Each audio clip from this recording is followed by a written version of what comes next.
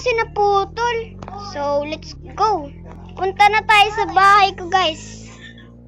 Doon na lang tayo mag-almusal sa bahay. Sa bahay ko kasi wala tayong mapuntahan ngayon eh. Kasi sarado yung, ayan. Saan kaya yung bahay ko dito ulit? Ito, nandito ka pala. So, let's go. Dito na tayo, Jessie.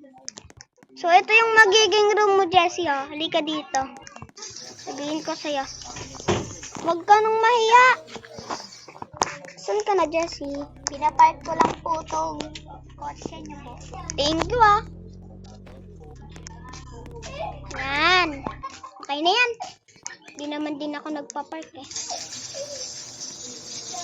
Yan. Tara na, Jessie. Pasok ka na. Lang, bakit di ako makapasok? Nandito na ako. Ayan. Tara, Jessie, dito. Sasabihin ko sa'yo kung nasan yung room mo. Dito tayo, oh. Dito tayo sa second floor kasi wala namang room dyan eh. Ito nga pala yung room mo. At saka nandito na pala din yung CR. Wait lang. Ito, dito yung CR. Please, this is gonna be my room. Okay. Dyan na lang yung room mo? Yeah. Sige. Dito na lang ako sa room na binigay ko sa'yo.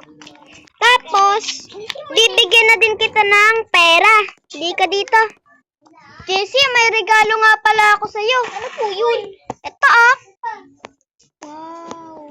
So, bibigay ko na sa'yo to as a gift kasi marami din ako kasing pera eh.